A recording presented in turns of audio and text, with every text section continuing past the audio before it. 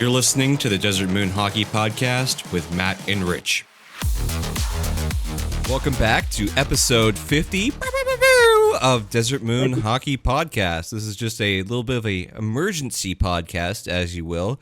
We said in the previous one that we were going to come back after the draft and discuss all the crazy stuff and news that was going to come out in that 4-month period. And man, has it been a roller coaster for Coyotes fans in that 4 months. Holy crap. Do you want to lead us off with one of the topics? Where do you start? I guess let's start with Chychrun, because we could get over that one pretty quickly. The Jacob Chychrun trade happens. It was definitely nowhere near the value any of us thought, and my first reaction was, I remember it being a form of disgust, and I kind of had to bite my tongue for a little bit and actually process it before I talked about it. Yeah. And look, with how many injuries he had, with the fact that they were not going to be stupid enough to use a retainment slot on a player that had a couple of years left on his deal, I kind of feel like the Coyotes flew a little too close to the sun. But considering we actually now have some context on what that LA deal was, including we were going to get Peterson's contract and not even any extra compensation for that. Yeah, this was the best deal. We don't take on anything, and they get Daniil Boot out of it at 12th overall. Yeah. I'm stepping back from the ledge because after drafts the first round, I was like, who and who? But after doing some more research, I'm a little bit more cautiously optimistic. I'm still cautious, but I'm a little bit more cautiously optimistic. This wasn't like 2015 when the Boston Bruins had 3 picks at, was it 14, 15, 16 or whatever it was, and 2 of them are completely off the board players. So we'll be careful. We'll be cautious. I think that we'll get into the draft talk a little bit quicker, or a little bit further down, but the Chychrun trade was something that needed to happen. It's a player that ultimately, like you said, is injury prone. I don't think anybody can deny that, especially considering he got injured after he was traded to Ottawa. It's not just the Coyotes medical department, like we were speculating, of why he gets injured so much. He's an injury-prone player. It's just the way he plays. He plays that game that, puts you right on that edge of injury. And ultimately, it is what it is. And so my little precious board here for you audio listeners that say don't trade Jacob Chychrun, I can officially rip those papers off because luckily I made a pseudo boards because I knew that the trade was probably inevitable. But what a crazy return. I not amazing, not terrible. You were hoping that Ottawa was going to fall, the wheels were going to fall off even further and you could get something even higher. The gamble didn't end up working. It wasn't terrible. 12 is fine.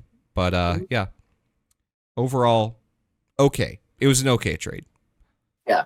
Disappointing at the time, but look, it needed to happen, and it kind of is what it is. I feel like I said, they probably did fly a little too close to the sun, and that's, you got to take what the best available offer is and move on from what was going on here. Yep.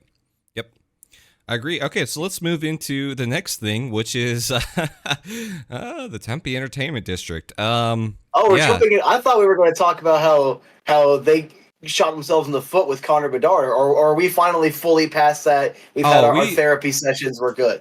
I think we all acknowledge that we were never getting Connor Bedard in the first place. And even if we would have finished last, we wouldn't have got him anyways. We would have got Fantilli or Leo Carlson, which are 2 really good players. That is true. I will acknowledge that. But ultimately, the way it shook out, I'm not too upset. Like if who we drafted pans out, getting a D-man and a big winger, I'm happy with that. It is not Leo Carlson. No, it is not Am Fantilli, because Am Fantilli is like 6'5" as well, and he plays center. It's not those 2 guys, but, ultimately, it is what it is. And they tried real hard at the end of the season to tank for Bedard, losing, I think it was like 12 out of the last 14 games of the season. So they gave it their best. killed them. Yeah, That they gave it their best shot, but them. yeah, the single-hand one-man army effort of Clayton Keller during that kind of late part of the season, just absolutely trucking through teams, really hindered their ability to draft Connor Bedard. Don't forget Jackery McBain looking like a 20-goal scorer for like a month. Like that was like wild roller coaster. Me and you were so high on him and Nate Smith, and then Nate Smith doesn't even make the team. McBain accepts that bottom 6 role. And I'm like, okay, it is what it is. Like he accepted that, he's embracing it. Then he got the chance later on. He's like, oh, I'm gonna get right around 15. Then it just stopped. It just abruptly stopped. Yeah. Once Boogie was traded to the Oilers, he got a bigger opportunity to play down the center, and I thought he looked pretty good. I think that he could definitely fit between Krause and Michelli and do a serviceable job as a young, big, physical centerman that the Coyotes have not had probably in forever. What? Like the last big guy? Yeah, last big guy was Hands, but unfortunately, the sad truth is Hands didn't last too long because of all the cross checks to the back. Because it was a different he was physical. He got in the dirty areas. He got in the front of the net. But the problem was he gets smacked in the back, and either he wouldn't stand up for himself or his teammates wouldn't. And it's 50-50. You got to stand up for yourself, but also if you know your teammate's injury prone, you got to send someone out there. So it's 50-50. It's both ways. But it developed horrible back injuries for him. I feel bad for the guy because if he would have peaked, he probably could have tickled 30 goals. Like he was really good. Yeah, when Hands was in his prime, he was an awesome player. I loved Hands as well. That was a great core. Hands, Bodker. I know you're not the biggest fan of Mueller or Turris, but we still had some decent younger players there, and they developed it out with you had McCulloch, you had Ray Whitney come in to help develop the rest of the core. Redeem Bravado. That was a great team. Yeah, when they went to the Western Conference Finals, your line was Hansel, Verby, and Ray the Whitney. Wizard. Oh my God, those passes were crisp. I missed that. That was a wild We're reminiscing. time. Reminiscing here on Desert Boom, but okay, we'll move on to the Ted. All right, we'll stop reminiscing right now. All right, so Ted, Tempe Entertainment District, what we expected to be a slam dunk victory. Why would anybody vote this down? You're literally getting a free arena on top of a literal landfill that is threatening your water system, or your water table, I should say, not your water system. Obviously, your pipes can be enclosed, but your water table. If you know anything about wells, water table, kind of important. Yeah, that didn't work out, did it, Matt? A resounding no came. I have screamed for so long about this. I don't know if you've watched any of the stuff that I was doing around the time, just ranting, essentially. I want to hear your detailed thoughts on this, and I'll give minor commentary, because I think my position's pretty well known. But just the abject failure, only spending reported $250. Look, if this would have gone through, Morello would have made billions. All right, this should have been bought and paid for. The narrative that it was David versus Goliath, it actually should have been bought and paid for. There should have been millions put behind this on the Coyote side. But I want to hear your thoughts. Yeah. So obviously the vote is a resounding no at 56% no, which is a dominating vote. It's pretty much a landslide victory. If you know anything about politics. The Coyotes spent $250,000 on what should have been millions of dollars, and they lost to a master manipulator, or what was her title? I don't remember her. I don't even remember her name. And it wasn't the lady who was in office for Tempe. It was the other girl. John Pennick Thacker, who has, as Craig Morgan said, a degree in rhetoric. Yeah, a degree in rhetoric, which essentially means professional liar. And she masterfully crafted all the lies to manipulate a bunch of old people into essentially going out and voting no on this, that had no clue about how this deal even worked. And literally there were interviews with old people that said, I voted no because I don't want them taking my taxes. Yeah. That boiled my blood. I'm sorry. I have to just chip in for 10 seconds here. That boiled my blood, because I'm like, he's like, oh, I wouldn't go there, so I don't want my tax dollars. Literally, you just said it right there. You wouldn't go there, so your tax dollars wouldn't go there. You literally said. I get it. Look, people that have been voting age for like 40 plus years, I get it. All right, older people tend to be taken advantage of by politicians. I'm not pro politician by any regard, but it's like I get it. You want to protect yourselves. But people that have been exposed to politics for 40 plus years and you're still this stupid, I cannot feel bad for you or respect you. I'm sorry. I know I'm being harsh. I know this is a harsh thing to say, but you're an idiot. And you're the exact kind of people that would move in to a retirement home directly behind a bar and then complain the bar has concerts. Yep. Oh my god! And people, Tempe residents know what I'm talking about. But my god, yeah. And sorry. I don't blame all Tempe residents. Ultimately, they just didn't show up.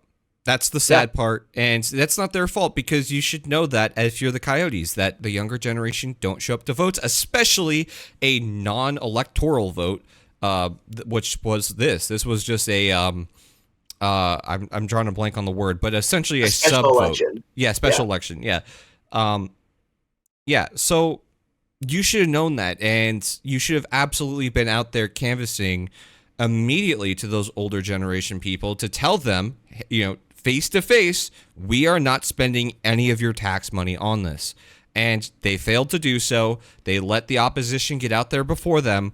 And the older generation showed up, because they always do. The older generation have nothing better to do aside from going and dropping off votes. So you absolutely should have gone face to face to these people and voted, and also gotten them to vote for you.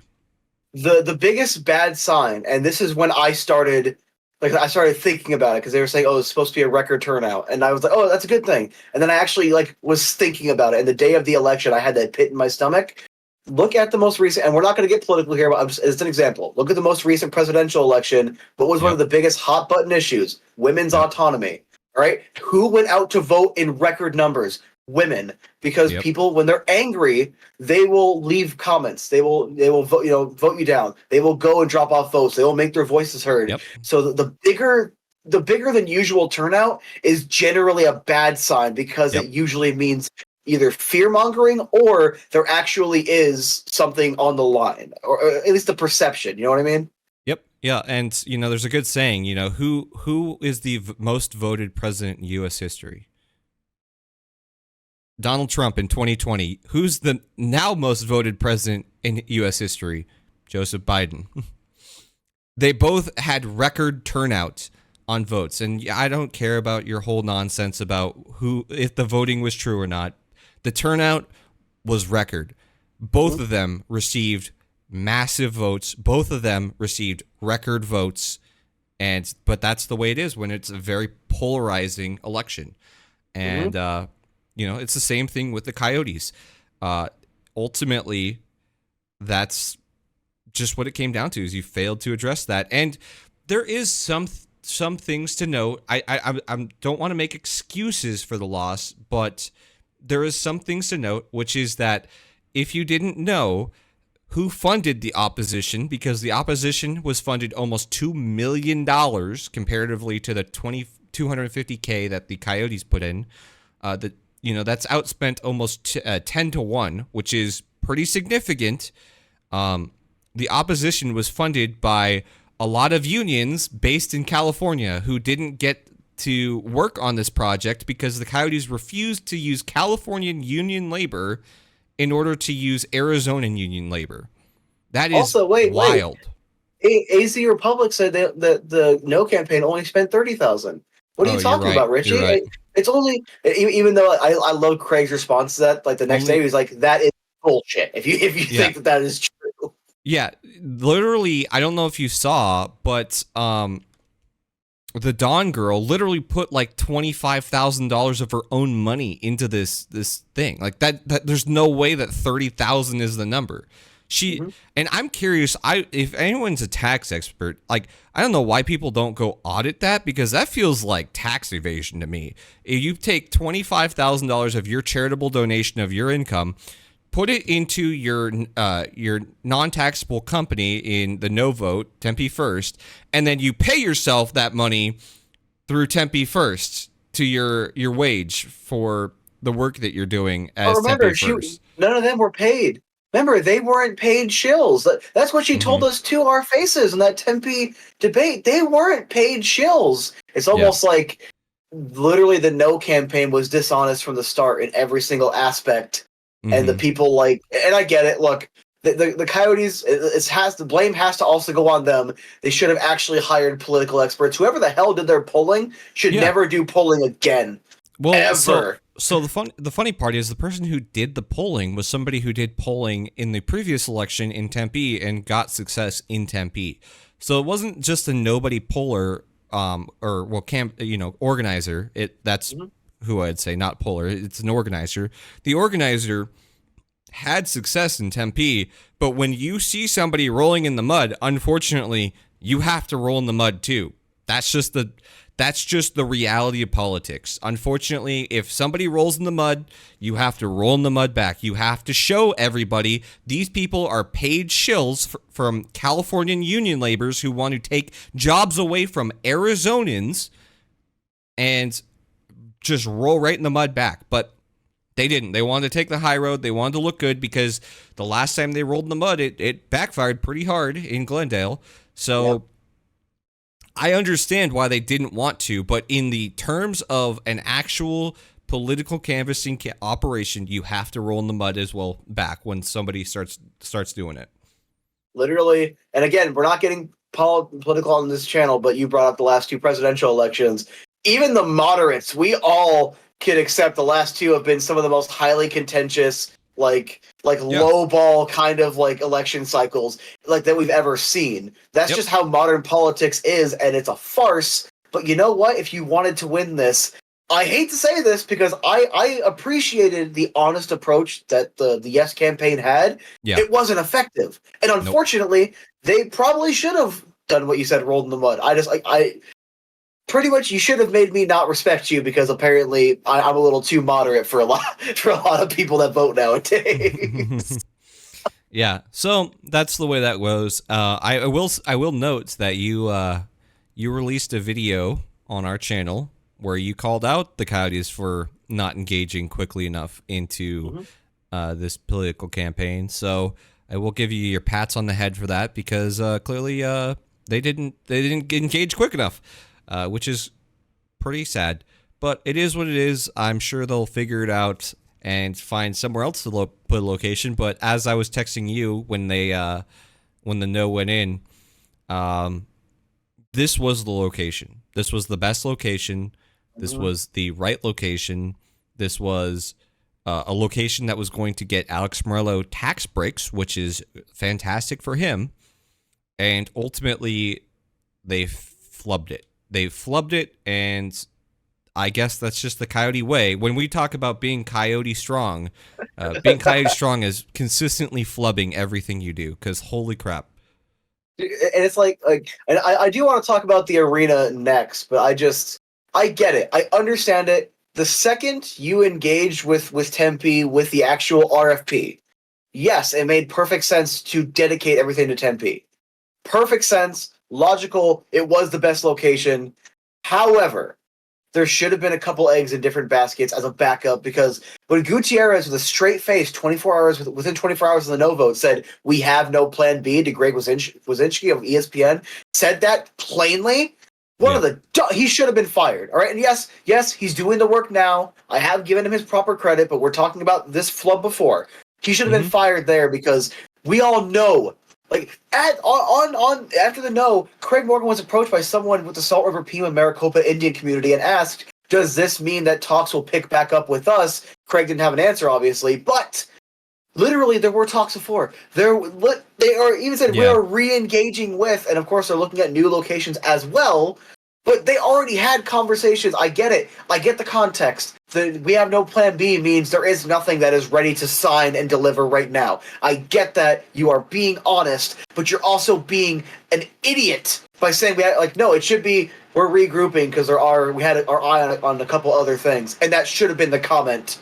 It shouldn't have been there is no plan B. Yeah, that was a really bad speak, and I can't be like, oh well, he misspoke. Gutierrez is a professional lawyer. He's a man who has been a businessman for many years, who has been a CEO for many years. You know you can't say that. That's not a smart thing to say. You say, we'll reassess our options, and you just lie through your teeth, because ultimately that's what you do as a businessman. You have to keep the ship on course, and if you tell the people on board that we're heading towards a rock, the people are going to start jumping ship because they're panic.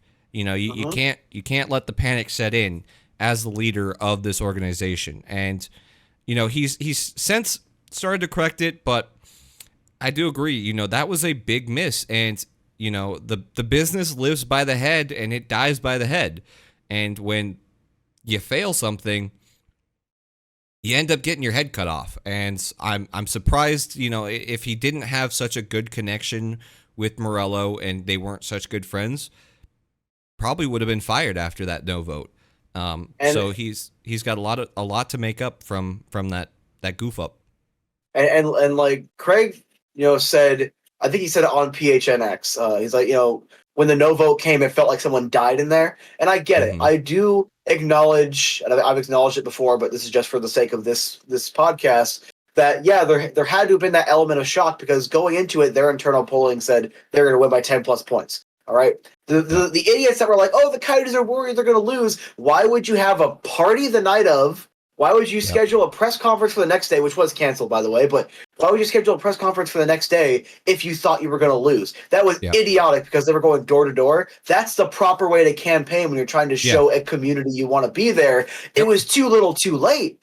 It was, that's what it was. Too little too late. But they were still doing the right things they needed to. It was absolute bullshit that they were like, oh, they think they're going to lose. No, they didn't think that. They were way overconfident, if anything. Their actions are consistent with that. Yeah, if you think you're going to lose, you don't spend thousands of dollars reserving out a venue for your fans to come watch the results. That's just if you think you are going to lose, you're not going to do that. If you think you are going to lose by 10 points like they did, you're not going to do that.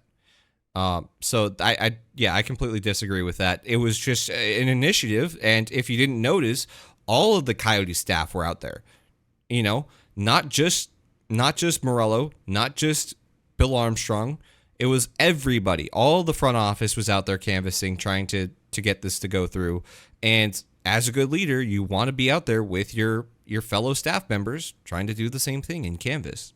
And that was one of the things Gutierrez did. I don't think Morello was there, but Gutierrez was among them. And that's one of the things you should be doing. Yeah. But too little, too late, and we're kind of all pissed off about that. But I want to shift focus, because I know you are a lot smarter at this stuff than I am. I'm just going to be blunt. You're a lot smarter at this stuff than I am. I've been talking a lot on my other show and on my channel about the potential locations, trying to keep up to date as much as possible. Sure. Let's go over some of these potential arena options, because I think I love how Gutierrez used the platform of day one of the draft to address the national media and say, yeah, we're looking at multiple sites in the greater Phoenix area, in the East Valley specifically. And he even said, I don't know why he said Gilbert. That had to have been a blub, because Gilbert is too far. It's great. It's a great city. I used to live there with my dad years and years ago. It's great. It's just too far. Craig Morgan would love it, but it wouldn't be great for us. So he said Scottsdale, Mesa, the 101 corridor, and then Gilbert, or Chandler Gilbert for some reason. Yeah, I definitely hope it's not Gilbert. No offense to the Gilbertians. I hope I'm saying that. Gilbertians. Gilbertarians. The Gilbert people, it's too far. That's way too far. It's got to be centrally located. It's got to be close to Scottsdale. I'm sorry, but that's where the money is. We all know this. I don't live in Scottsdale, but I know where the money is in Arizona and in Phoenix Metropolitan. It's in Scottsdale. I'm further west than the Gila River Arena, and I still accept fully money's in Scottsdale. Yeah. So we have to cater towards that area. That's just the truth. That's the truth. Sorry. That is the truth. I know the truth hurts, but we have to cater in that area. And ultimately, I don't know how they're going to do it, because when you look at all the revenue sources that they will lose by going onto native reservation land, I don't know if they're willing to do that. The amount of just revenue lost, just sheer revenue loss by going onto native land is going to be significant. And what happens when the Coyotes suck, because it ebbs and flows, and Mhm. the Coyotes have don't pretend just because we got a few players at free agency that we're going to win the Stanley Cup now. We definitely know the fans don't show up unless there's success. That's just the truth. That's everything in Arizona. Look at the D-backs and how well they're doing right now, because they're 27 wins above 500. Yeah. So ultimately, there has to be other revenue sources, or else this will fail in the long term, just like it did in Glendale. That is just the truth. And I don't see native reservation land being able to suffice into picking up those losses while the Coyotes are not good. I know that Morello is a businessman. I know that he has multiple other revenue streams outside of the Coyotes, but you got to remember, the Coyotes are not some foundation that is, being able to, absorb those losses because of the long-term success they've had over the decades. It's not just the way it works. The Florida Panthers lose a ton of money, but they also spend zero in their building. Their building they literally play in rent-free. And the Coyotes don't have that luxury. So ultimately, I don't think native land is going to work. I think the location would work. Location is great. If you put it right in between that 101 to 202 area right next to Tempe, that's a no-brainer slam dunk for location. But when we're talking about revenue sources, I don't think it works.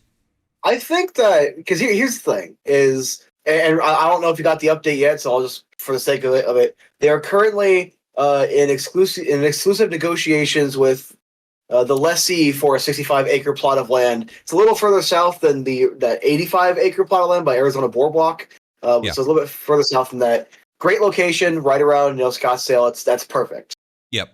The entertainment district, because it would still be a district. I think the arena would be fine. I think you'd probably get more shows than Glendale does. And you wouldn't really suck too much away from downtown, but you would take away from some of the ones that would want to go to Glendale, and you'd still have some money to be made right there. So I think that's fine, but the vast majority of the money does not come from the arena itself. That's when we talk about the whole economic impacts. That's why arenas are seen as bad investments, because you need to have an entire district to prop it up whenever there aren't events. Yep. It would still have likely a hotel or two. It would might still have the theater, might not, because they kind of confirmed they're going to keep as much of the TED design as possible, which is smart. You don't want to have to go back to the drawing board. That's going to take an extra 6 months or whatever, and it's already designed. You already paid the architect. You might as well use it. You might keep the theater. You might keep the practice arena. Good architect. You're going to have access to higher end shopping than the Fiesta Mall location could support. And the thing is, Mesa, half of it's great, half of it's a little bit on the it's basically a West Valley territory city. Yeah. Let's be honest here. But the part of Mesa Fiesta Mall, it could really use that uptick, but it wouldn't be able to support the kind of high end shopping. So they'd probably have to do like a business district type thing to try to help offset it. I don't know how well that would work. It might work. It might not. For reserve land, they wouldn't do that. It would just be the district, have some bars, have some restaurants, some shopping. But how much realistically is that going to take away from the Scottsdale shopping center essentially across the street? Yep. Because how many people are going to be going there specifically? Yeah, and Old Town. Scottsdale Mall, Old Town, even Tempe Marketplace, a little bit up the road. You have plenty of places to shop. So how much of that money would be redistributed to make this profitable? Yeah, I don't see it working. The Fiesta Mall's interesting just because you can put residential on that land, but there's not a lot of land. If you look, it's just not the acreage that they were looking at prior at 40 acres at the TED. And I think it was technically 80 acreage footprint, but doesn't that also count the entire outline that has like Dutch Bros and all that built on the one street and stuff tucked in behind here? Maybe I'm wrong, but I thought I looked at the numbers and it was like 20 acres or something. But maybe I'm wrong. Regardless, with the high-end shopping, that is a concern because you're not going to get people going to Gucci in Mesa comparative to people in Scottsdale that want to go to Gucci in Scottsdale. That's just nobody from Scottsdale is going to drive their money out to Mesa to generate that. I'm sorry, that's just the truth. So that's That's the hard part. And ultimately, like I said, the best location is the location that they can't build on with the native land. Um, I pointed out to you, I don't know if they'll be able to do that, but the location that was still owned by ASU in Tempe, Oh, the I'd be one that they were curious. supposed to originally build on? Yeah. I was actually asking a little bit about that. I can't say who I was talking to, but it's no one important. It's no one big. This is not a breaking, I have insider information. I'm just kind of asking about it. Like, hey, theoretically, doesn't ASU still own this? Apparently, that's not owned by ASU anymore. It's owned by, what the hell is it? It's like an institution Yeah, that, yeah. I sent you the link of the land location. It was owned by the institution, but it was still work. They still work in conjunction with ASU. So I'm like, because if you're ASU and you're like, yo, I want a new basketball stadium, and you've been sitting on this land, give it back to me. I will pay you for it. Like, but even like then, now the difference between the last Coyotes ASU deal and this potential one, if they went that route, if they leveraged their relationship with ASU and they wanted their basketball stadium, Morello has money to actually put into it. Whereas essentially the original design was you get your 16,000 seat arena, and then Mullet Arena, what is now Mullet Arena, is essentially just like an annex to it off to the side that's mainly the Coyotes practice arena, and I guess ASU can play there. And they wanted ASU to front all this cost yeah, that it wouldn't have been worth it. It was yeah, stupid, and ASU got a much better deal building Mullet, and I love that building. That's a great building, yeah. and it's right there. They keep full control of it, but like I said, I forget what the institution is, or it's a state agency that technically owns it. If ASU wanted it back, the Coyotes could leverage a relationship with them. It's a pretty decent parcel of land. You could Mhm. probably get something done. I'm just not sure if that's one of the options they're exploring. Yeah, I would say in my personal heart for location, that would be best. I think that is Yeah. the best location. You stay in Tempe, you're even closer to downtown Tempe with that location. You're within walking distance of all the bar area and stuff like But that. what about the reserve land that I think that's where the soccer stadium used to be, or Yep. across the street, the County Islands, where uh, Oceanside is. Like Yeah, I know so it requires a lot more of the weird stuff they got to do, but those would still be excellent locations. yeah, so I think Oceanside was connected with not connected, but the plot of land was next to Big Surf, and Big Surf got demoed. If you didn't know, Mhm. Big Surf is done. Um, I don't know if people are already building in there, but I would be curious if you could like conjoin those two plots of land and put something there. But ultimately, I think that there's already building going on Big Surf, so it's kind of you can't do that option. But that would be interesting. I just don't know I if mean, there's you could enough ask land. them and throw a big number at them. I mean, you Yeah, could, but is yeah, it going to yeah, be worth it? Yeah, like you can't just throw around stupid money without a plan. yeah, You know what I mean? yeah. All right. And then, It oh, continue. good. I was gonna say, is I there was anything else you wanted to talk about with this arena with stuff? the arena. I just pretty much wanted to. I want to talk about the Ishbia question. I want to know if you know much more about this anyway. I Hmm. did. I heard a couple small things, but apparently there's no truth to it, so I'm not really going to mention it. Just saying, hey, I heard a thing, and apparently it's not true. But the only option, 'cause people keep saying, "Well, they just go back downtown." They could, under one condition, Yep. and it was good work by PHNX on this. PHNX Sons worked with Craig Morgan, and they got a quote through a spokesperson. Ishbia confirmed his interest if the team went up for sale. Yep. So it's exclusively if the team is for sale, he's interested in buying them. That was Hmm. not a I will buy them no matter what. That is not a my mind will never change. That just means he's interested, but if the number's too high, if the deal is this or that, he doesn't like that, he can walk away. Yep. Is Ishbia a realistic option at this point, or do you think that is literally the way I feel about it? It's if Morello can't get anything done, that's a call the NHL will make before they have to force a relocation. Yeah, I'd say either when Morello puts his hands up and says, "I tried, I can't do this," or if they continue to flub around and not get this land figured out, Mhm. um, I think that you're right. I think that January 1st, if they go, yeah, we've been sitting on our thumbs for this whole time and we haven't been able to get anything done, I wouldn't be surprised if the ownership of the NHL, all the owners are like, all right, you need to sell to Ishbia then, and we're kicking you out because they can do that. They can remove people from their organizations. That's Literally just in the your rights they contracts when have. you buy a team. Yep. Remember when Moyes tried to file bankruptcy and then sell to Ball Silly, and the NHL literally took the team from him?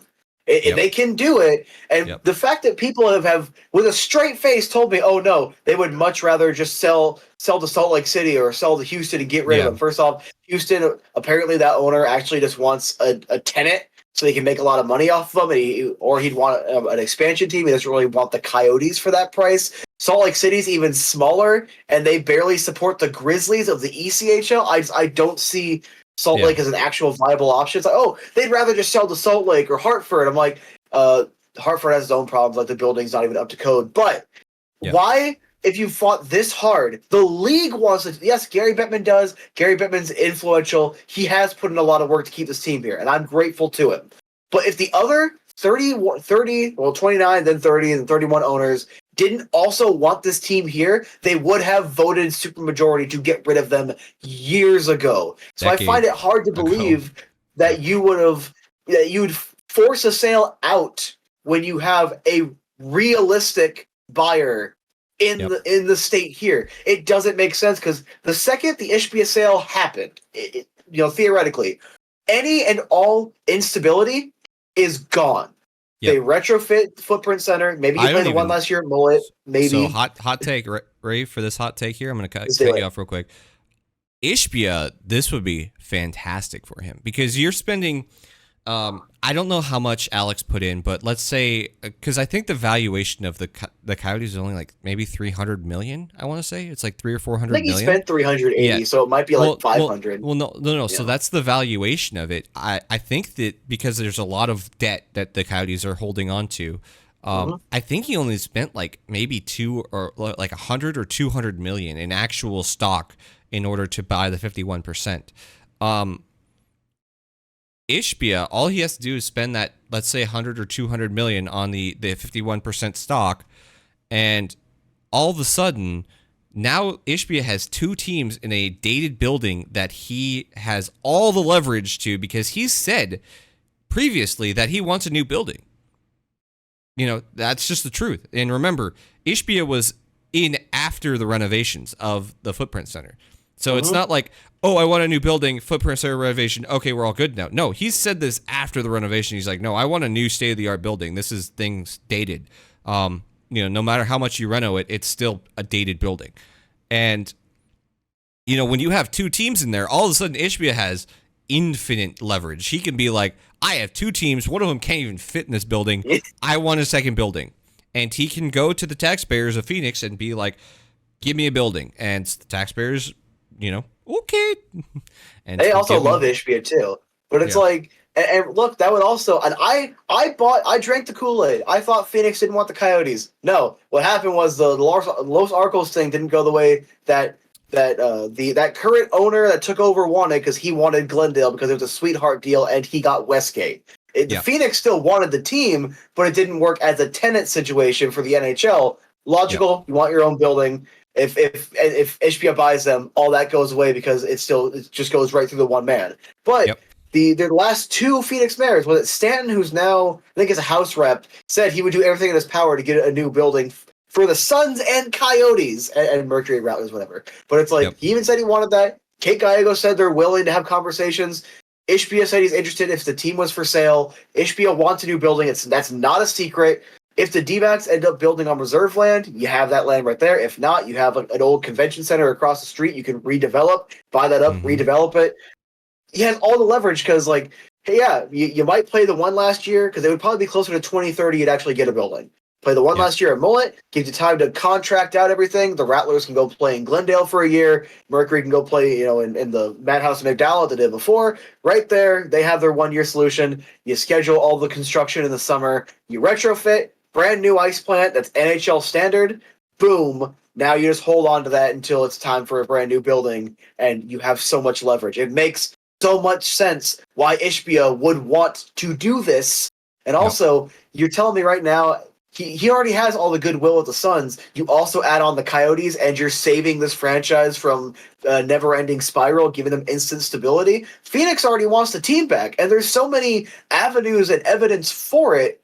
That would be that is the best case scenario. And yes, Morello right now, with the work they're doing, has the ability to regain my trust. But we're still not there yet, and Ishbia has done nothing but, hey, I'm going to overpay for our assistant coaches so that way we can make sure we have the best coaches. I'm going to get a third superstar because I want the best possible roster. We're doing this and this because I want the best. We're putting our team on basic cable because we want more people watching, which also benefits them later on with ad rates, but also more people buying merch, wanting to go to games, more people that wouldn't regularly watch them getting attached to the team. That's a couple extra thousand people going to a game a night when they're maybe not that good. Yep. He's doing it the right way. I definitely can agree with that. We have been on this topic for 20 minutes, so I need to kick us off. It's all good. It's all good. I need to put my foot down because we got a lot to go through, okay? And I'm trying to speed run this bad boy because this is not going to be a 2-hour episode. Sorry, friends. I will note since I can take a little break here, I will note if you are listening to Desert Moon Hockey Podcast and you for some reason came back, I know you're like, what the heck? What are they posting again for?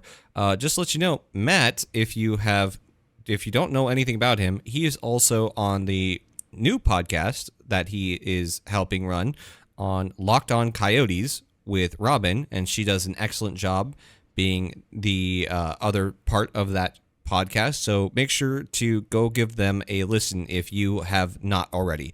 I highly suspect that anyone who's listening to this probably also listens to Locked On, but make sure to do that if you are not. Anyways. It feels so good to have Richie back for a little bit. I miss the calming, deep voice. Like, this is silky. I can go to sleep with Richie just reading me books. Just read me Shane Doan's stat line every year, and I'll be in bed. Be his help. Yeah. All right, so where do we want to go next? We want to go to draft and then free agency after that?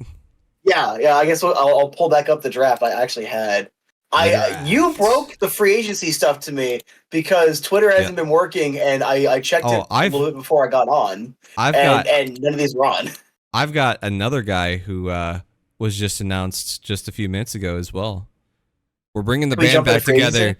We're bringing the band. Well, no. I'm gonna let you know now. We're bringing the band back together. Alex Galchenyuk is another Coyote. Yes. He's got one more year. One more year. One more year. I fucking love Alex Galchenyuk. Let's go. I'm clipping that, by the way. Yeah. I'm so happy, dude. I love Alex Galchenyuk. He's a good, hard-working bottom sixer at this point in his career. The 1 year he was here, everyone hated on him for some reason. The coach did not like him. You could tell by just the vibe was off. You could tell by the shifts he was getting, and he still had 19 goals. He was tied for the most goals that season. He was not the problem. Oh my goodness. All right. Anyways, now that I've hyped you up, I got to wind you back down. We're going into the draft. So bring up your draft boards, everybody. Ladies and gentlemen, we're going into Coyotes draft territory. I cannot believe you did that to me. I'm so only way to make it better is if they would have got Lane Peterson back, but he's going 2 years to Edmonton. He'll actually play there. Happy for him. I've been a fan of Lane Peterson since he was a Roadrunner. Yeah, Lane Peterson. Lane Peterson has no skating ability. I'm sorry, but he's still a pretty decent passer, and he does do everything he needs to at least as an AHL center. Haven't paid too much attention to him since he left here, but he's at least kept his name around the league. So he's got to be doing whatever he has to keep in that role. But let's lead off the talk with Matvei Michkov. Before we get into the actual draft picks, they passed on Michkov, and Craig also said it in his article. All right, no one's told me anything specific, but a lot of people have sent me links and stuff. Mm-hmm. Allegedly, Craig did confirm they spoke with him. The meeting apparently did not go well. And Craig said in the article that Michkov made it clear he didn't want to be here. Here's the thing. Theoretically, and I was talking with Robin on Locked On about this, I was like, you know what? Best player available, you might as well go for it. If he doesn't want to play for you, you can trade him later. But then she rightfully brought up the downside of, well, if he never comes over, you have no value. And if he says, I will not sign for you, whoever is giving you whatever it is, you have to just take it. So there were so many downsides there. Bill is very consistent. Look at Cooley and Geeky last year, even Lamoureux. What was one thing that they had in common? They were excited to be Coyotes. Simashev and Boot, they were ecstatic to be Coyotes. We're getting to more, but Bill wants you if you want to be a Coyote and you're good, not and I'll obviously over 6 feet tall, so Bill wouldn't want me on his team. But that's what he wants. He doesn't want people that won't sign here. So we need to just address that real quick.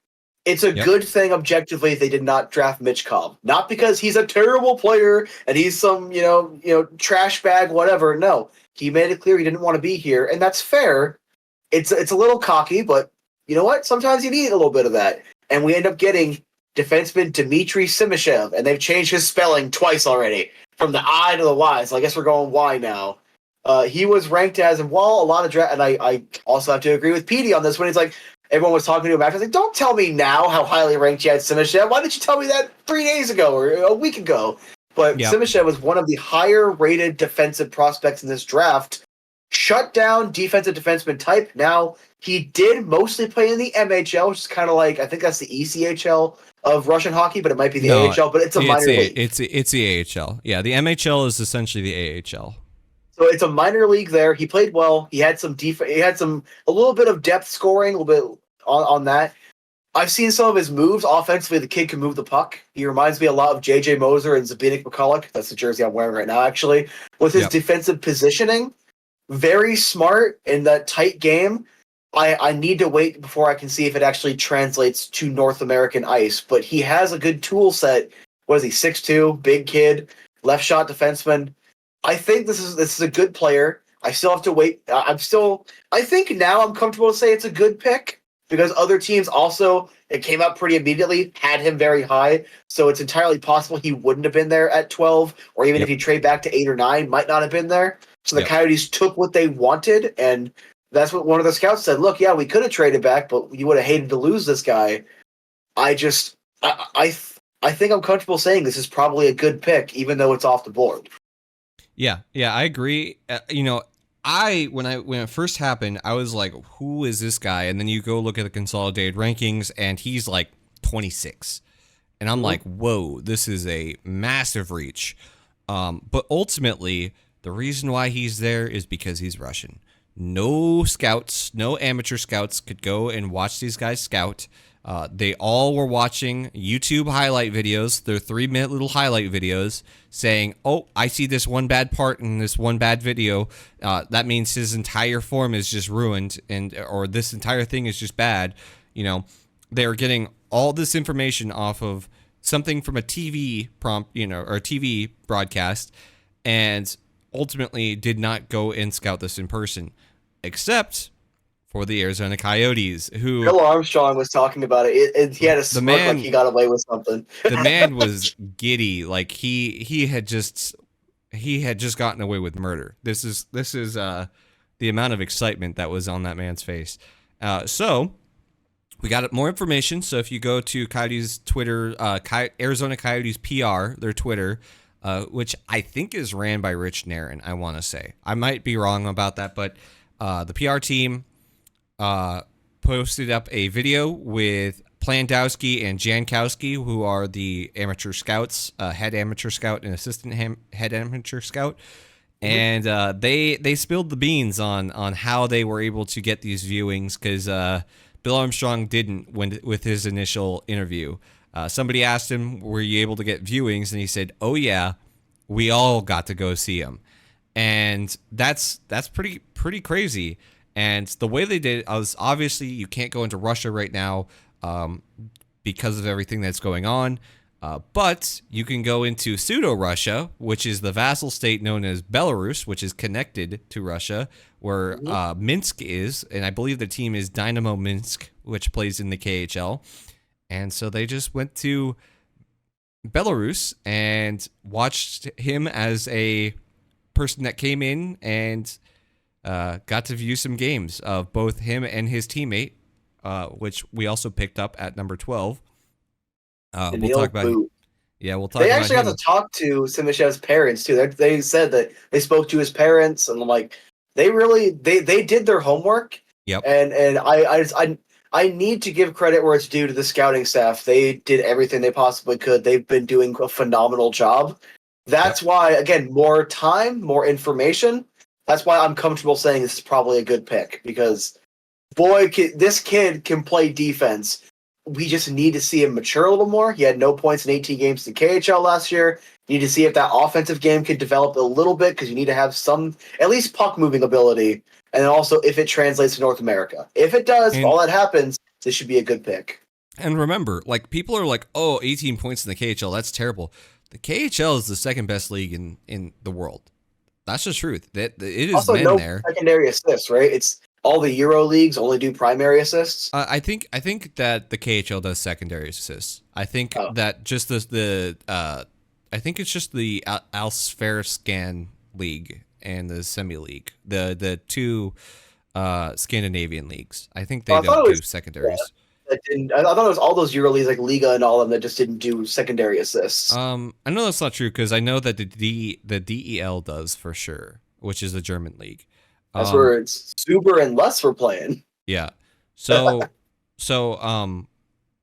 I think the KHL does. I could be wrong. If not, regardless, it's not relative to what I'm talking about. He's playing with men as an 18-year-old. Mm-hmm. You know, imagine a 17, 18-year-old kid playing in the NHL as a defenseman. It's tough. It's difficult. That's what he went through last year, and he ended up going back down to the MHL, so essentially the AHL, and he lit him up. He was like a point per game player in the playoffs. He had 20 minutes a night. He looked ready, and that is what they're banking on. They're banking on this kid to grow in the offensive side of his game, because the defensive side, he's sound. The speed side, as a 6'4" defenseman, he's sound. Poke checking, body play, the way he sets himself up to defend, sound.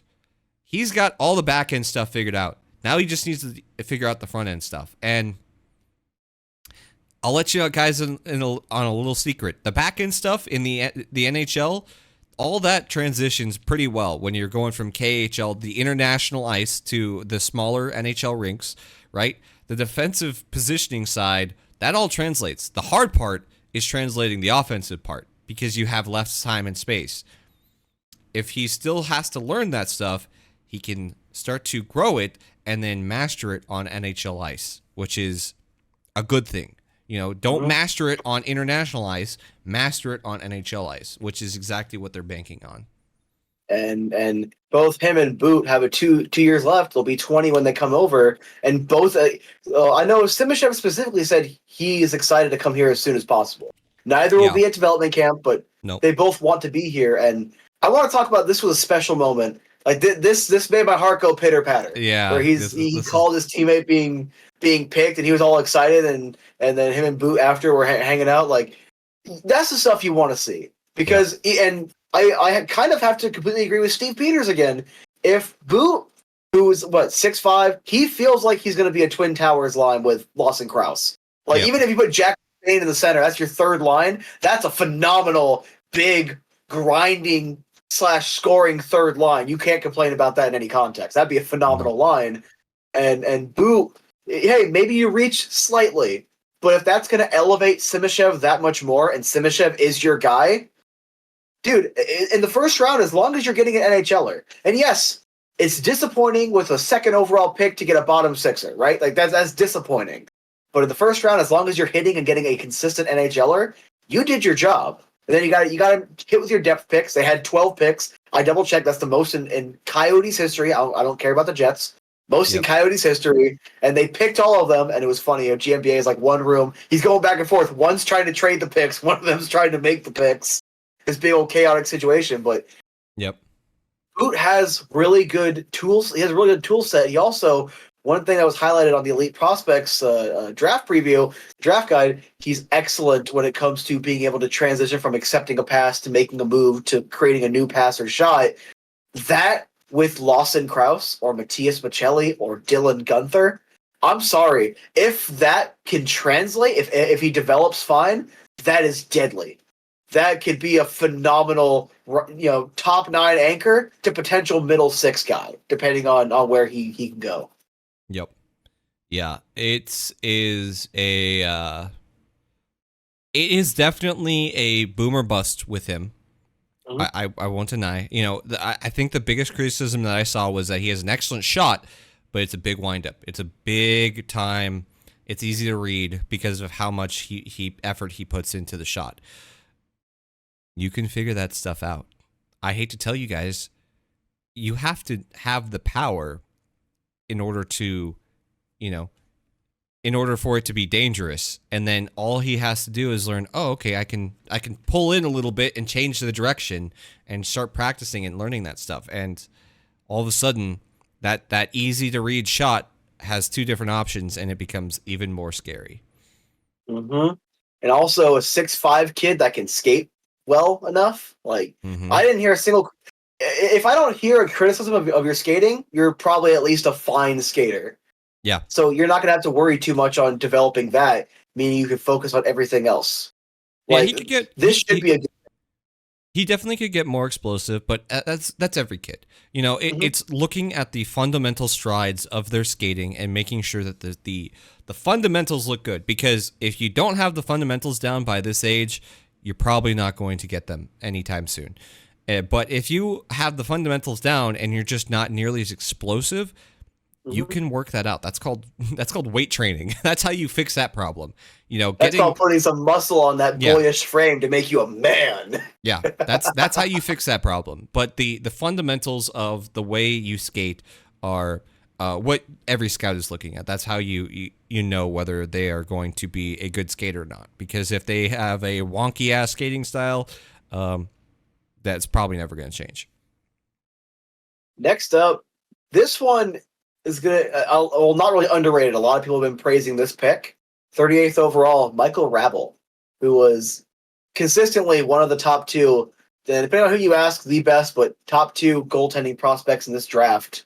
They drafted three. So David Tednick's gone, and Ivan Prosvetov has a fire lit underneath him, and Anderson Thornton also has a bit of a fire to play even better this year.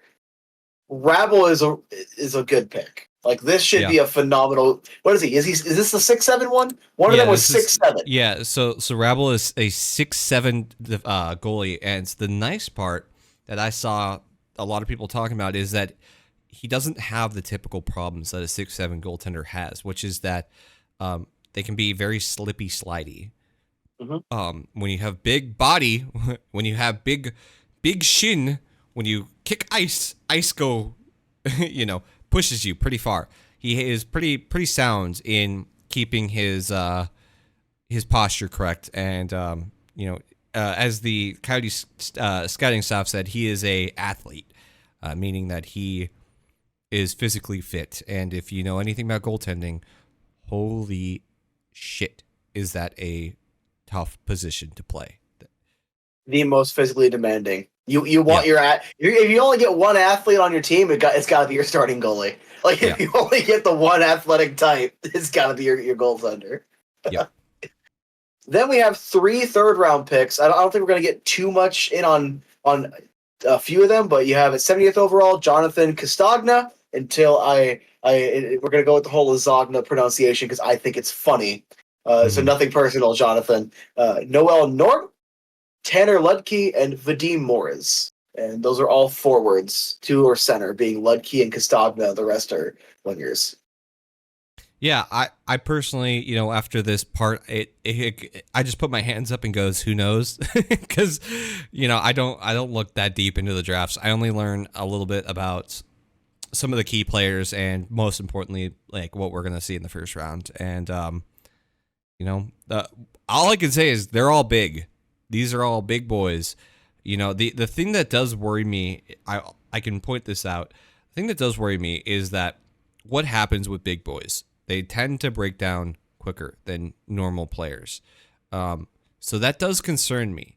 But obviously, I will trust in the scouting staff and hopefully know what they're doing, because I think they do. But that is the one thing that does kind of worry me, is that big boy breakdown a lot quicker. And I guess if you draft enough big boy, you'll have plenty to go around. As they're breaking down, you just get the next one behind them on the conveyor line. Yep. But I want to talk a little bit about Tanner Ludke, because Steve Peters did a great job interviewing him, a little walking and talking. He's from Minnesota, and I believe this is the one. I do believe this is the correct player. His parents live in Sun City, which is not that far from where I live, and he grew up coming here for Christmas holidays, and they went to Coyotes games. He had a Coyotes jersey. He was at least partially a Coyotes fan. He was talking about it, like you could see a little bit of a light in his face where he's like, he actually excited to be drafted by this team, has a little bit of a personal connection. I think that is phenomenal. That's a phenomenal get. I think that honestly is, and also USHL this year, 57 games, 32 goals, 34 assists, 66 points. Yes, it's USHL. It's not the big sexy league or anything, but that's a solid foundation to build on right there. And I think of these 3 third-round picks, I also like Vadim Moras because his name is very close to Radim Verbatas, but I think Ludke is the one to keep the closest eye on of all 4 of these guys. Just that's what my gut says. Yeah. It's once again, don't know much, but definitely a good interview, and seems to be excited. That is a kind of recurring theme, is that everybody seems really excited to be a Coyote from this draft, and that's something that this organization hasn't had in a long time. I still remember, even Barrett Hayden's draft. Like, he looked kind of like, yay, I'm on the Coyotes, and it's obviously Barrett Hayden might be just a more reserved person. I don't know truly how he was feeling at the time, but it's interesting because, like, when we see the 2 Russians go, they legit looked so excited. The Shimashev, when he got picked at 6, he put his hands over his mouth. He was smiling. He was super happy. And clearly, I think it's because he knew that the Coyotes invested a lot of time into him. If the Coyotes are calling your parents, they might have been the only team that was calling your parents, just because some other teams weren't touching Russians with a 10-foot pole right now.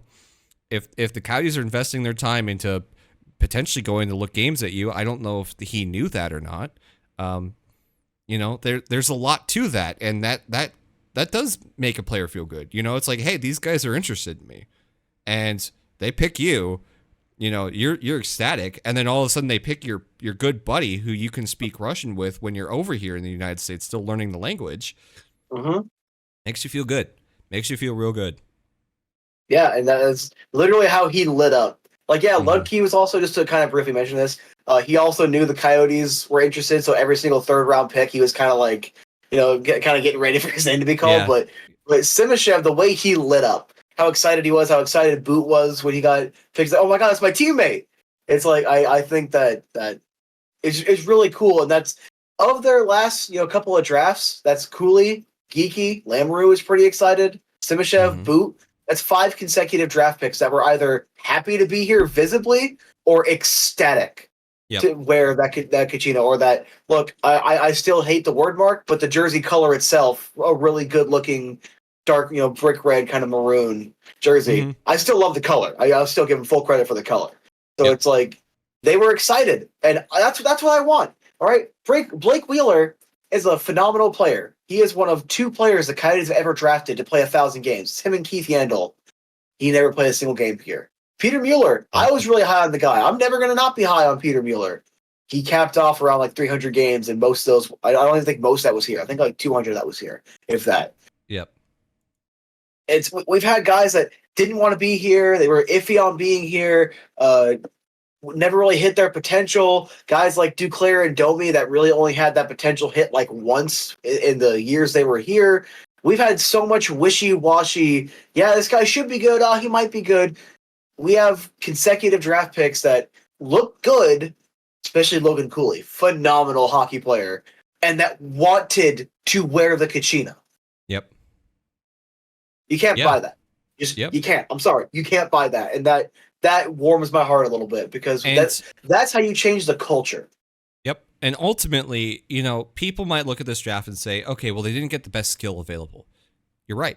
Technically, they didn't, right? They didn't get the best skill available. But you know what they did? They got role players. They got a lot of role players that want to fight and bleed for this team, like what Bill Armstrong said. And that's what you need. if you're going into the Stanley Cup playoffs. You want those players that aren't just going to keel over like we saw when we played the Avalanche. No offense, but that team was a big fake it till you make it team. And when they went up against a team that was bigger and physical, they rolled over and died. If it wasn't for Darcy Kemper, who played like a madman, that team would have gotten swept. And ultimately, that's just the truth. And now, the Coyotes have a lot of skill. I don't think people recognize that. We have Michelli. We have Lawson Krause. We have Clayton Keller, Nick Schmaltz, Barrett Hayden, and soon to come, Dylan Guenther. You also have Logan Cooley. Like, they already have a lot of young, good skill that is going to be in the lineup for the next decade. Okay? They need those guys that want to fight and bleed and do anything it takes to be in the NHL and win in the NHL. And that's what they drafted this year. They drafted every single one of those guys were role players that will fight and bleed for the team. And, you know, could you have gotten better pick that will last longer in NHL? Yes, probably. But did you achieve what your team is, what they've set in what they're trying to do? I think so. I think they did exactly what they came into this draft looking for, and they walked away with exactly what they were looking for. I mean, just look at this. I think it was a head scout. I loved this quote. Now next year we can just focus on best player available because now a goaltend. They had 3 new goaltenders. And again, Steve Peters, former goalie, said it great. If you hit on one of those guys, great. You hit on 2 or 3 of them, you have assets.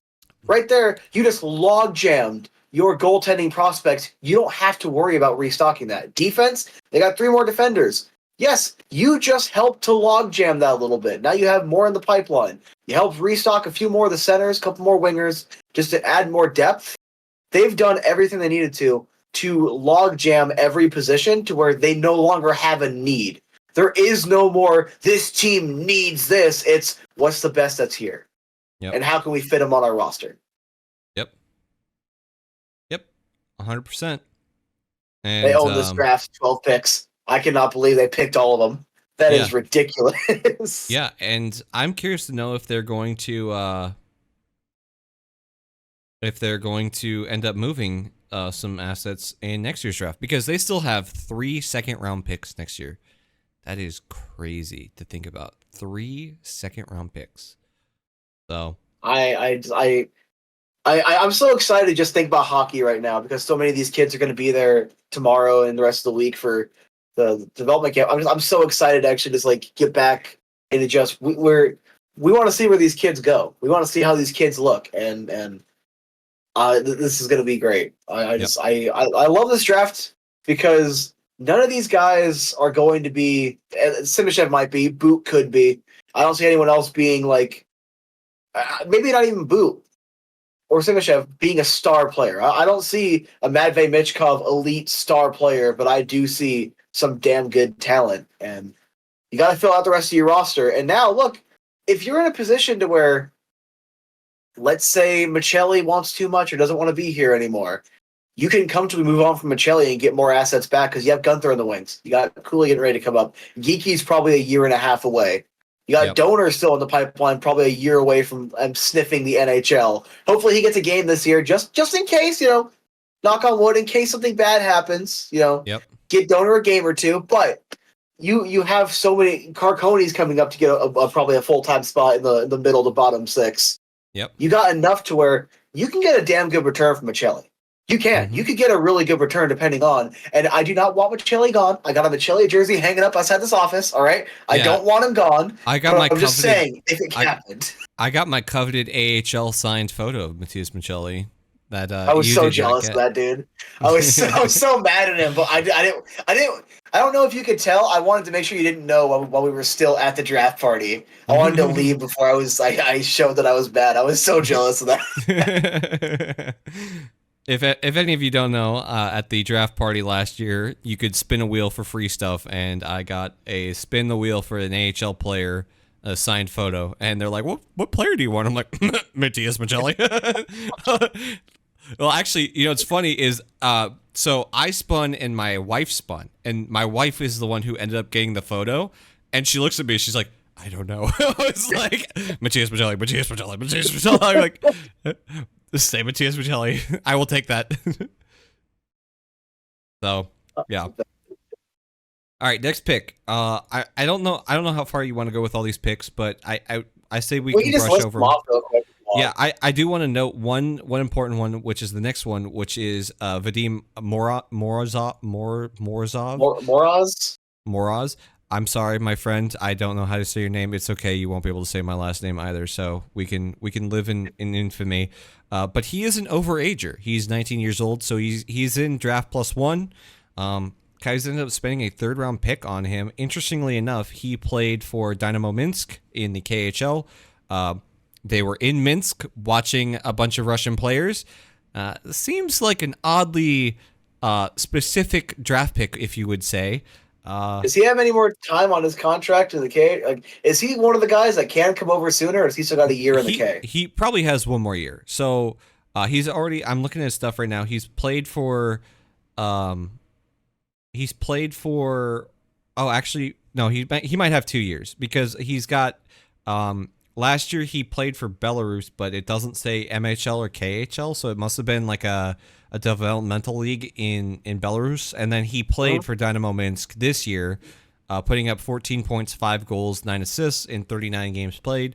He also went down to the MHL, so the AHL equivalent, where he put up 8 points in 10 games as well. So the Coyotes must have scouted him while they were in Belarus. So that makes sense of why he, an overager made it into the third round for the Coyotes. Remember the last overager the Coyotes got with a second or third round pick? Oh, yeah. Who is that guy again? JJ Moser. just a little unknown. JJ Moser. Yeah, just a little. What is he? He's what? Oh my goodness, I'm drawing a blank.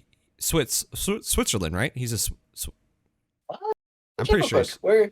Yanis Jerome Moser. He is. Yep, he's Swiss. Swiss, yeah. Okay. I was thinking. I was trying my best not to say Swede because I knew it wasn't Swede. I'm like Swiss. Oh, they'd get so mad at you if you said that. I know.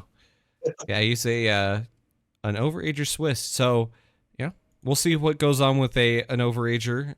Coyotes seem to have some good luck with the overagers. Next up is going to be Terrell Goldsmith. I think from what I was seeing, this guy plays like a D-bag. This guy is just straight piss and vinegar asshole. And like Kevin Connaughton on steroids, or closer to Chris Pronger without the offense? Probably closer to Chris Pronger without the offense.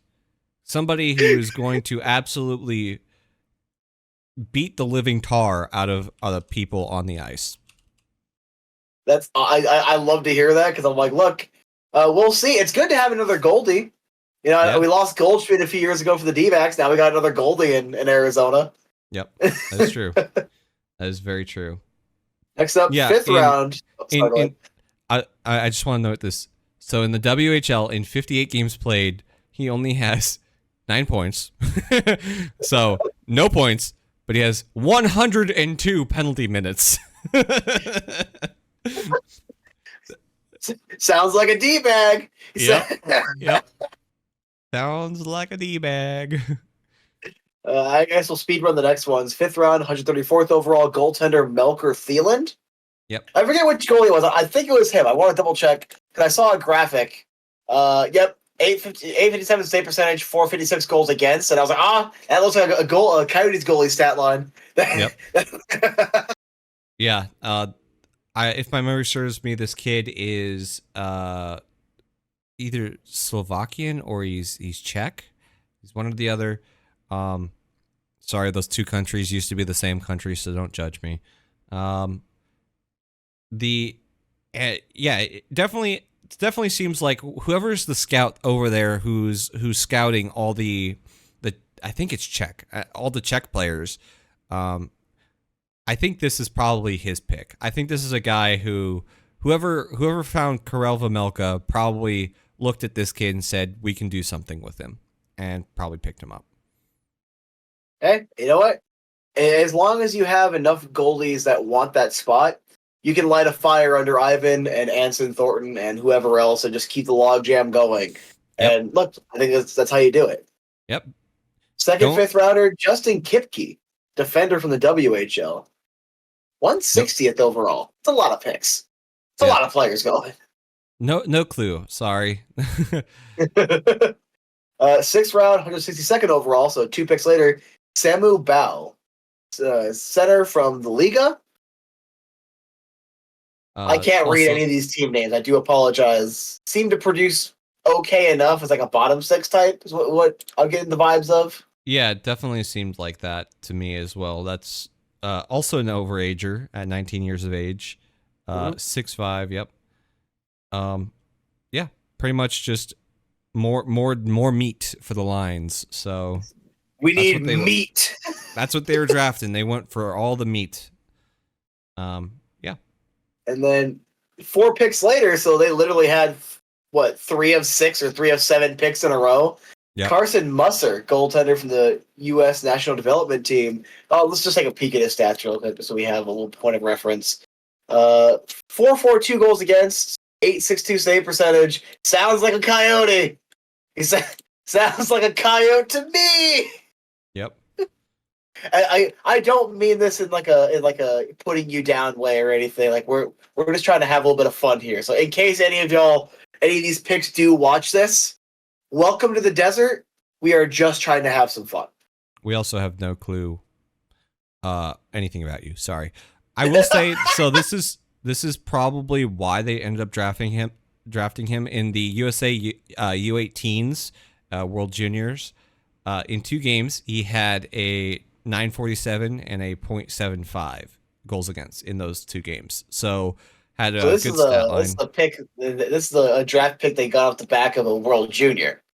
That's what I would guess, unless they were playing like nobody teams. But at the same time, they're still shots. They're still against the same age group of competition. That's what I would guess is where their decision making came in to make this pick. Do you think Alex Galchenyuk kept his house again? Because remember, when he came back the last time, he said he kept his house. Yeah, why wouldn't he? Yeah. It's a great investment. He's probably made money off of that. He's like, yeah, I always knew I was born to play here. Yeah, I decided I didn't sell my house, and now I'm back. And that was the last time he came back in free agency. Yep. Dude, we're doing the free agents now. Okay, I'm giddy. Yep. We gotta get this. We gotta get down the stretch. I'm giddy. Yep. I'm excited. I cannot believe we actually got. Oh, we also got Matt Velada. Goaltender, no 1-year contract. Yeah, I was about to say that next as well. I didn't want to keep derailing us. Jason Zucker. We signed Cam Crotty, fine. Jason Zucker is interesting because Zucker is Zucker or Zucker? I always thought it was Zucker. Zucker, I think. Zucker is a guy that his career has kind of gone off the rails a little bit since leaving Minnesota.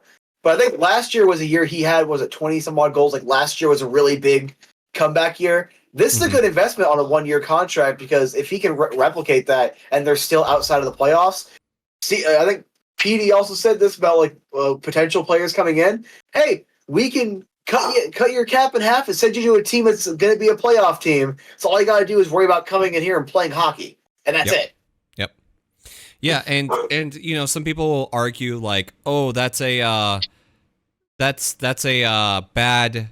Oh, that's a bad contract. $5 million. That's a lot of money. There's no such thing as a bad contract. That is 1 year. Sorry, nope. That's just the truth. No. Guess what happens Even at the trade deadline? $10 million for the 1 year. Yeah. Guess what happens? First of all, the Coyotes need to get to the cap floor. Secondly, what happens when the trade deadline comes around? Let's say Zucker has played a good game in Arizona and they want to trade him to a contender. Here's the 50% retainment slot. Now you can have Zucker at $2.5 million. Have fun. We'll take a 2nd and 3rd round pick. We'll take a 2 seconds. We'll take whatever he amounts to. If he's on pace for another 20 some odd goal season, Look, Tampa Bay ruined the market by making bottom sixers worth a first round. You could probably squeeze a first rounder out of there, but it would probably be a late first rounder, obviously. Yeah. Yep. I will note, sad news. Looks like Bokonji Ayamama is no longer part of the Coyotes organization. He's already signed. An Ottawa Senator. Ew. Has Shane Gostisbehere signed yet? I don't know. I have no clue. I haven't been looking at other. We got Stetcher and Bukestad back. I would love to get him back on a year. Yeah, I haven't looked at really any other teams aside from the Maple Laughs signing Ryan Reeves for 3 years. Have fun with that. Hey, how about this? How about this? Next year, when when Matthews doesn't sign with you guys, you can send Ryan Reeves and his Matthews signing rights to the Coyotes. We'll take him off your hands for you. How about that? All I know is that if I was Austin Matthews, this is what I would be doing. Yeah, of course I'll take a little bit less to stay here. I want to be here, all right? Go ahead and fill out the rest of the roster. Use all the cap you can, and I'll sign for the remainder. Make them make the mistake of spending too much. Oh, man, you can't afford me. I'd be losing a lot of money. I guess I'll just go to Arizona, where they're going to give me $15 million a year because they have the cap space, and they definitely will sell enough AM34 jerseys. I guess we'll just have to do that. Yep. And also think about it like this: if he lets the contract thing kind of keep going, keep sputtering, that just gives the Coyotes more time to get this arena done. So that way, like before he's like, "Yeah, I'm not re-signing." It's like, "Hey, do you want to maintain this playoff run to try to convince him otherwise, or just send him on his way?" Yep.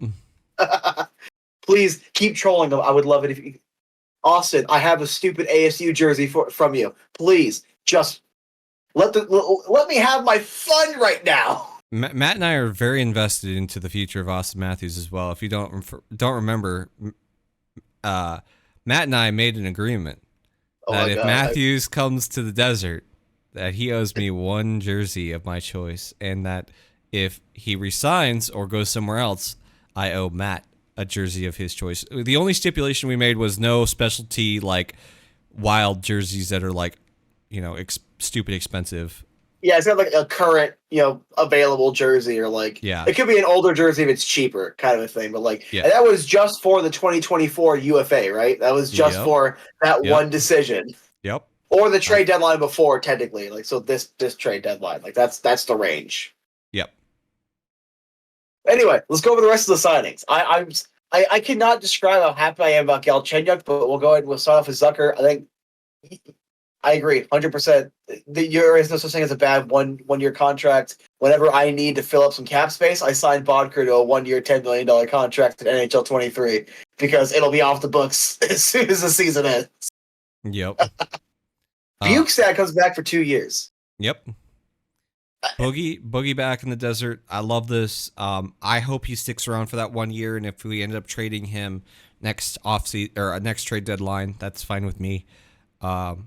I think he's a guy who really showed that he can help develop these kids into playing the right way, doing the right things, acting the right way, and that's somebody who they need. They need leaders as well. They can't just put in, 24 kids and call it good. You gotta have, some veterans, some leaders that can help guide you.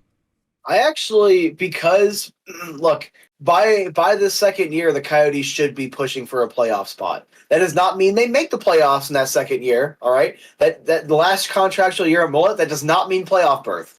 But this year should be a lot more competitive. Remember how they had a playoff spot surprisingly for like 2 days this year?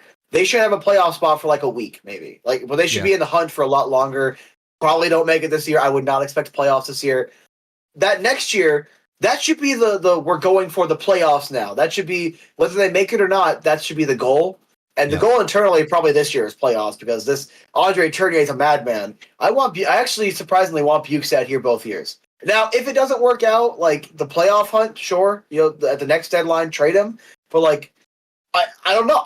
He came back despite I guarantee he could have got a role on another team if he wanted to.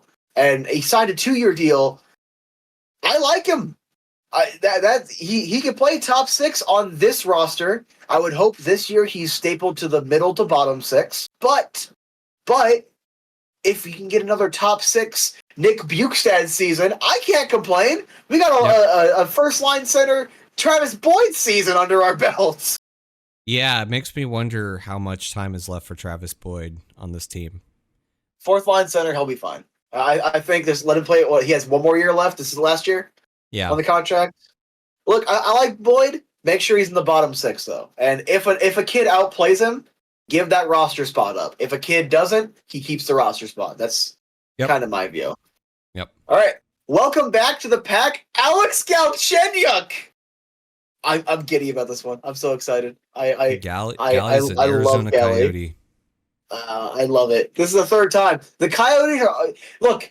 NHL players are showing us the Coyotes are a drug nobody can escape. We can't leave. The national media can't stop talking about us. Other fan bases of much better organizations can't get us out of their heads rent free. The players can't leave for that long. They gotta come back. Yep. Once they get the taste of the good life of, not being under the microscope of the Toronto Maple Leafs, and you get to, not live in the snow while you're playing and go wear flip-flops to the, practice every day. That's a pretty nice beneficiary, and also living in, a nice, clean, fairly modern, newer city definitely helps as well. I think he just stole Tanner Ludtke's quote where he's like, yeah, like, Peters is like, oh yeah, are you excited to wear flip flops and a polo to practice? Yep. Hey, that's a benefit. Arizona is one of the few places that can provide. It's like Arizona. You saw Matty Tkachuk chilling out in Florida, Tampa Bay, LA, Anaheim, technically, but it's like, it's Vegas. It's a big draw. Next up, Troy Stecher on another 1-year contract. They got the mullet back. Yep, they brought him back. Does that mean we won that trade since we still get to keep one of the players? Yeah, pretty much. I think so. I think that's how that works. That's crazy, though. Like, this is because now you don't have to rush. Again, you don't have to rush your kids, but you have someone that's a vet that can help guide him along. And if Josh Brown is not what you want, Josh Brown's your 7th defenseman. Victor Soderstrom's playing. Whoever else you want is playing. Yep. Yeah, it's pretty crazy. We made this. I think we made this argument back at the trade deadline that Boogie and Stetch could come back and potentially on free agency, and they absolutely have. They both have re-upped as an Arizona Coyote. It's funny we talk about the bad arena situation, the lackluster ness to not having an NHL ready arena. It clearly doesn't deter people from coming back and wanting to be an Arizona Coyote because of how special it is to be an Arizona Coyote. All the added benefits that you have of being an Arizona Coyote in comparison. This team here, you're playing in front of 300 people. Just move them. Just you're getting noise gated super hard right now. Your screams are not coming through. I apologize. Yeah. Just move them, LOL. But also, I want to flee my Canadian home every winter and come to Arizona because it's too cold. Okay, LOL. Well, anyway, one last contract right now, unless you got a breaking news for us. We have goaltender Matt Velada, 2-way contract, 1-year 2-way contract. He's probably going to play in the AHL. This is, 108 career AHL games, 901 save percentage, 304 goals against. This is going to be great for Ivan because now you have nothing against John Gillies. I have nothing negative to say about John Gillies. I just don't really have anything in general to say about him. I think Velada is probably a much better goalie to have lighting a fire underneath Prosy because if Prosy has an off night, you can put Velada in and you're probably going to win. Yep. Yeah, I think so. And it definitely is going to tell Prosvetov, hey, you got 3 guys that are in juniors right now that can take your position. You got 1 guy that we just signed that can potentially take your position. You need to do a better job because he did. He failed. He failed his job. If we're going to be honest, he had some nights in the NHL where he looked great, some nights in the NHL where he looked awful. But when he was ultimately sent back down to the AHL to get his job done in the playoffs, he blew it. He blew it pretty hard. So that third game, I think it was, because it was a best of 3. Yep, best of 3, and I thought they would get swept. I didn't think they had a chance in hell. And look, they played really well game 2. Yeah. Game 1 and 3 were just one-sided affairs. Yeah, game 3, like, they were out of the game before it even started, and that was because of Prosvetov. So he's got to do a better job, and actually mature as a player and be consistent, because that is his biggest problem right now, is that he cannot stay consistent. Yeah, and look, I'm still high on Prosy. I got the privilege to very briefly talk to him, kind of in passing, due to me having a nice job. But I told him, hey, I hope you get more games, and I hope you run with it. Those first 3 games were phenomenal.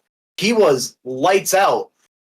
Then the wheels fell off, and I think that while he did show NHL upside, he also showed a lot of downside. And I think this year, they kept his rights. He'll probably re-sign for at least 1 more year. It's make it or break it, because if he doesn't make that NHL push this year to force them to trade Karel Vejmelka and be the 1B behind Ingram, if he does not force that, he's gone, and he's going to have to try to look elsewhere for NHL opportunity. Yep. And I'll say, to finish this off before we go, noted Coyote superstar Blake Wheeler didn't resign. He signed in New York through the Rangers. Yep. That's wild. I thought it would have been funny if the Coyotes would have traded for him as like a cap dump. Yeah. So, then he would have had to been forced to come play where it all started. It wasn't realistic, but I would have thought it would have been funny. Yep. But hey, there you go. All right. Well, is there anything else that we need to talk about? I think that's pretty much all the news, right? Yeah, that was a crazy offseason. I mean, hell, that was a lot of fun. Everyone bully Richie in the comments and say we got to do an episode every 3 months. Just bully him in the comments. Where's my quarterly episode? Yeah. But it was a lot of fun, honestly. I'm really glad that you reached back out. I forgot that we said we were going to do this. I'm like, Desert Moon's dead. And then Richie's like, hey, you ready to record? I'm like, yeah. Uh-huh. Yeah. So we got our final episode in. LOL. I don't know. I'll say this. I don't know if we will end up doing quarterlies or if it'll just be capped off here for now. Obviously, it's whenever my time permits. So that's ultimately what it comes down to. But I guaranteed that we were going to do something after the draft, and sure as heck, I'm going to deliver and to do something after the draft, especially with all the wild news that happened within that 4-month period. God, that was a roller coaster. Yep. God. Anyway, look, we free fell through the second half of the season. The only one place to go now is up, so let's go back up. Yep. That's the roller coaster of the Arizona Coyotes. And so it's like being a fan. Look, none of these fans that complain because, oh no, my team can't get past the first round, ooh woo, none of them would be able to survive being a Coyotes fan. Because you have like 31 other fan bases screaming for the NHL to give up on this. And they're not even a fan of this team. They're like, oh my God, just give up. They would have been alcoholics out the door after like a year of this. Yep. And I always recite back to the what is his name? Is it DeFranco? The noose around the neck meme. First time question mark? Like, yep. That's an Arizona Coyotes fan right there. First time. Oh, this is so terrible that you're never gonna go watch them again. First time? Like, oh, come on. Yep. I love it. Anyway, this was great. I had a lot of fun. Make sure to harass Richie in the comments. His address is 13. I'm kidding. I hope your address actually doesn't have 1 or 3 in it. Oh, they both do. Uh-oh. Never mind. Scratch that. Just kidding. It doesn't. Yeah, it's been fun. I enjoy doing these when I have the time. So it's been great, and I will say cap this off with make sure once again, go give Matt a listen to on Locked On Coyotes. He is doing much more consistent work over there with Robin. Also subscribe to his YouTube channel because he does YouTube stuff too. So that's finally got my monetization today, baby. Heck yeah. So that's AZ Sports Guy on YouTube as well. Anyways, this has been another episode of the Desert Moon Hockey Podcast, episode 50. We get to cap it off at a nice, beautiful, big 5-0. And thank you so much for watching and listening. Bye.